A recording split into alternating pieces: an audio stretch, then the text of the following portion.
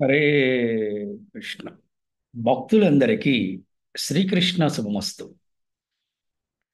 భారతదేశ సనాతన ధర్మంలో అతి పవిత్రమైనటువంటి ఎంతో ప్రాముఖ్యత ఉన్నటువంటి తులసీదేవి మహిమల గురించి ఈరోజు మనము తెలుసుకుందాం.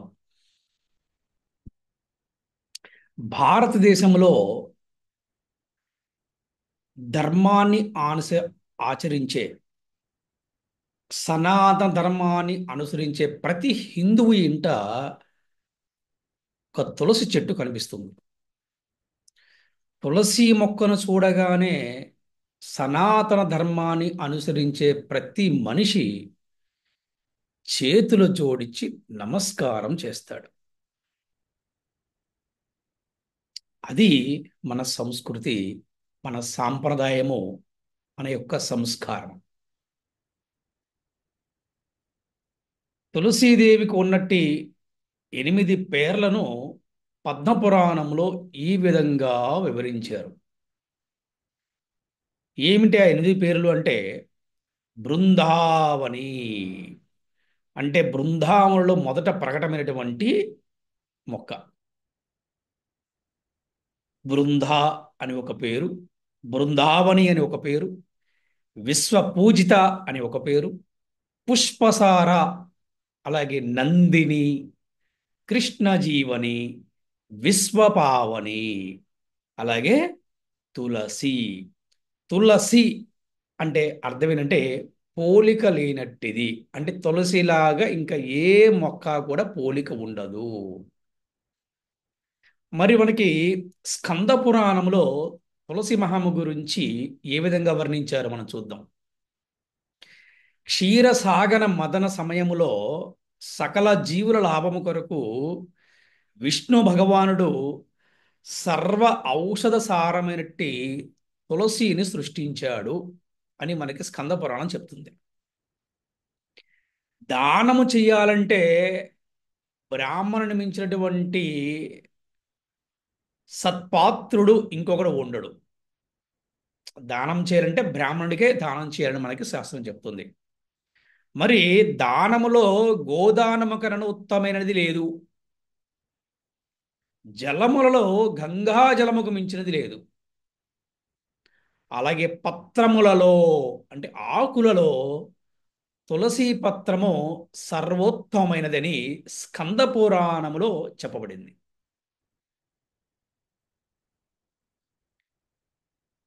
ఇకపోతే పద్మపురాణములు ఏ విధంగా చెప్పబడింది అంటే, మనిషి స్వర్ణ పుష్పాలతో విష్ణువును అర్చించిన, తులసి దళాలతో అర్చించినప్పుడు కలిగే దివ్య ఫలములో 16వ వంతైన కూడా పొందలేడంట. ఇక్కడ పద్మపురాణంలో చెప్పబడింది. ఇకపోతే స్కంద పురాణంలో ఇంకొక విషయాన్ని చాలా చక్కగా చెప్పారు. ద్వారకాధీశుని 1000 తులసి దళాలతో అర్చించేవాడు కోట్ల కొలది జన్మల నుండి ప్రోగుబడిన పాపాలను ప్రక్షాళన చేసుకుంటాడంట. అలాగే స్కంద పురాణంలో ఇంకొక విషయం కూడా చెప్పారు. శ్రీకృష్ణుని శిరమున మంజరులతో పాటు తులసి దళాలను సమర్పించి పూజించేవాడు కోటి స్వర్ణ నాణెములను దానం చేసిన ఫలితాన్ని పొందుతాడు. శ్రీహరిని తులసి దళాలతో పూజించే భాగ్యవంతునికి తీర్థయాత్రలు గెలవలసిన అవసరం ఏమిటి అని స్కంద పురాణం చెప్తుందన్నమాట.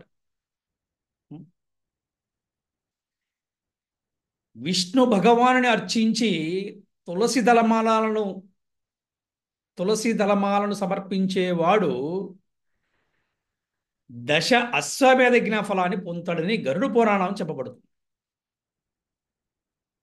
మరి కలియుగములో తులసి మంజరులతో విష్ణు ఆరాధనము చేయడము ఎంతో మహత్తరమైనది. తులసి వనాన్ని పెంచి ఆ తులసీ దళాలతో శ్రద్ధగా శ్రీహరిని పూజించేవాడు చతుర్భుజుని ధామములో ఆనందముగా నివసిస్తాడు అని పద్మపురాణములు చెప్పబడింది. అంటే ఎక్కడండి? వైకుంఠములో. శాస్త్ర నింద వల్ల కలిగే పాపము తులసీ దళాలతో శ్రీమద్ భాగవత గ్రంథాన్ని అర్చించడం ద్వారా తొలగిపోతుందని హరినామ చింతామణిలో చెప్పబడిందండి. మరి తులసి చెట్టు కొనలలో సర్వ వేదాలు, తులసి చెట్టు మధ్యలో సకల దేవతలు, తులసి చెట్టు మొదట్లో సమస్త పుణ్యతీర్థాలు ఉన్నాయని ఋషులు చెబుతారు. శ్రీ తులసి మొక్కను ఎవరైతే భక్తిభావముతో నాటుతారో, నీరు పోసి ఆరాధిస్తారో, వినయ విధేయలతో స్మరిస్తారో, అట్టి వారికి తులసి నిజంగా కల్పవృక్షమే అనడములో సందేహం లేదు.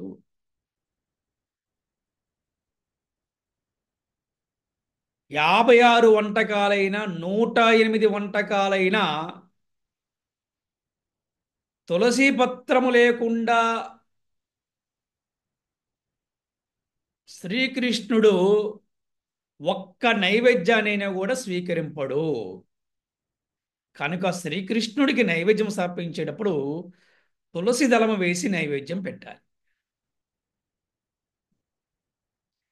బృందాయే తులసీదేవాయ ప్రియాయే కేశవస్య చ కృష్ణ భక్తి ప్రతిదేవి సత్యవతాయ నమో నమః. కేశవునికి ప్రియమట్టి బృందకు తులసీదేవికి నమస్కారము. ఓ తులసీదేవి, కృష్ణ భక్తిని ప్రసాదించే నీవు పరమోన్నత సత్యాన్ని కూడి ఉన్నావు.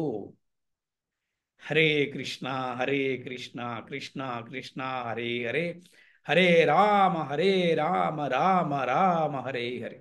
శ్రీల ప్రభుపాదికి జై, శ్రీల గురుదేవుకి జై, అనంత కోటి వైష్ణవ భక్త బృందకి జై.